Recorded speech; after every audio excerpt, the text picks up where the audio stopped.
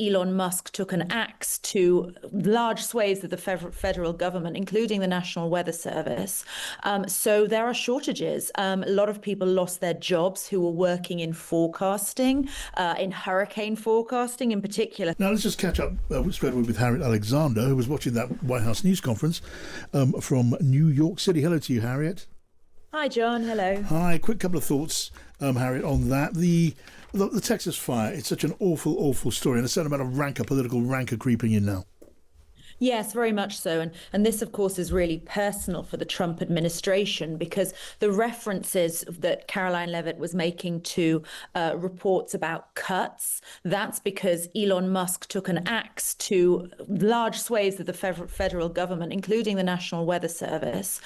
So there are shortages. A lot of people lost their jobs who were working in forecasting, in hurricane forecasting in particular. So that's going to be one to watch. So people have been questioning whether that was a factor in the failing to raise sufficient alarm. I think two things can be true at once, which is that the local weather service in Austin, it was short-staffed. That's a fact. They are down several people, but also they had deployed additional people. They had kind of called in people to do overtime, so they were kind of reinforcing their numbers, even though they were short-staffed. Yes. But I think the real problem, as you referenced, is actually going to be the fact that there weren't warning sirens in this particular area. And that seems to have been more a sort of local decision, really, because they didn't want to raise the taxes to pay for it for local people living there. Right. And on the Netanyahu visit taking place this evening, no briefing, no press spray as they're called, but still some hopes of progress before long. Yes, yeah, and it's obviously something that Trump has at the forefront of his mind. He's been referencing this quite a lot in the past few days. It's the third meeting between Netanyahu and Trump. A lot of ground to cover. Of course, they want to look at Iran. Netanyahu is anxious that the US does not essentially repeat the Obama nuclear deal, which he was opposed to right from the very beginning. Trump would like a ceasefire in Gaza. Netanyahu perhaps is at a moment where that might be more palatable.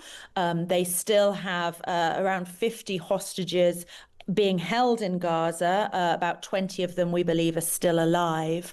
Then there is the question of what next for Gaza. That's going to be a key part of this, because Netanyahu is adamant that it will be an Arab coalition that is running Gaza, with no one from Hamas and no one from the Palestinian Authority.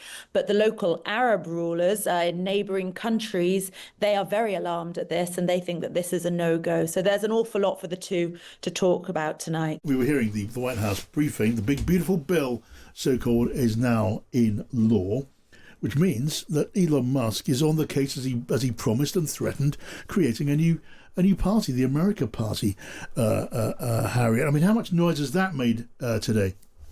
Well, it's made a lot of noise, for sure.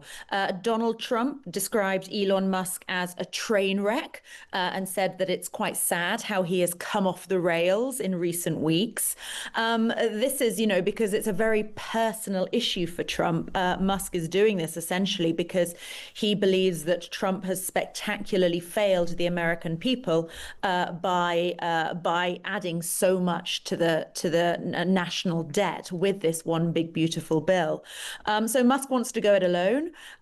Trump said it's ridiculous, and I think that's a fairly rational assumption. But the problem is that it's going to be difficult for Trump, because Elon Musk spent $250 million in the last election to help Trump get elected, and presumably that money will now go to Musk's own party. Yeah, I mean, that's going to be, guys, isn't it?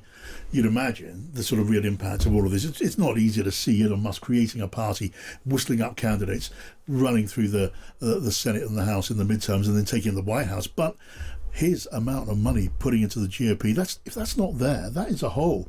The effect of Elon Musk on some of the swing states like Pennsylvania, if he made a difference, he ain't going to be making that difference next time, unless, of course, they kiss and make up, which is also, within the bounds of possibility. Yeah, I think I'd be interested in Harriet's thoughts on it's very hard to set up a party in America, and there's all different state rules. California alone, I think you've got to have 70,000 members signed up, or 1.1 million signatures of voters, and all different states have different laws, and it takes years to do, and the impact will possibly be negligible. I wonder whether, because he's hinted at helping Republicans who voted against the big beautiful bill, like Thomas Massey in Kentucky, is he just going to, does Harriet reckon we're going to just see him create a super PAC or continue to donate to super PACs that are going to help more moderate Republicans rather than a real political party per se? Yeah, I mean, I do think that that's probably what's going to happen because, as you say, actually forming a new political party is incredibly complicated. We've had in the US, obviously, independent candidates. When you think of people like Ross Perot, who ran against Bill Clinton, was quite successful as an independent, but even he didn't manage to win a single state. Also worth pointing out that Elon Musk is very unpopular. He was a lot more popular before he joined the Trump administration, but now 55% of American adults say they do not have a good opinion of him. So he's got a huge amount of money, of course, and he can definitely sway things, like you say, in those elections. But actually people jumping on his bandwagon, I think it's going to be fairly limited. I wonder if I could just pursue that a little bit, Harriet. Obviously, very difficult to set up that third party, but is there a desire for one? Obviously, in the UK, we've always traditionally had a two-party system with a third-party repository for disgruntled voters from both sides. Is there a desire out there for that repository for disgruntled voters? I think there actually is. Yeah, I think there is, because you have a lot of Republicans who Trump dismissively calls rhinos, Republican in name only. And these are people who really dislike the MAGA wing of the party. So they're much more sort of traditional Republicans who don't like the flame-throwing tactics of Steve Bannon and Stephen Miller and those types. So they would be willing for someone else. Also, within the Democrats, you have the real progressives like AOC and Bernie Sanders. And then you have a lot more sort of establishment figures as well who are very cautious about moving too far to the left. So there is a general unease, I think, across American politics. Throw into the mix as well real concern across the board about the adding to the US national debt, $3.3 trillion over a decade. And I think, yeah, people would welcome something else, but whether it's actually feasible is another question. Yeah. I mean, meanwhile, there's quite enough of a pyrotechnic display to be getting on with. I mean, how long do you reckon before Donald Trump, makes good on his threat to start taking federal money away from Elon Musk's empire? I think the Musk empire is as big a recipient of federal grant funding as anywhere in the wider world, and that's an awful lot of money, and that's gonna hurt Elon Musk, and maybe more particularly because Musk, he's never going to be short of a bob or two, but his shareholders aren't going to be happy, are they, Harriet? Yeah, no, you're absolutely right. I mean, that is a threat. I think that the problem with that threat is that it's going to be very hard to carry out because, sure, you could cut the federal funding going to SpaceX, but then what's your alternative? Because NASA now relies on so much of SpaceX's technology for what it wants to do.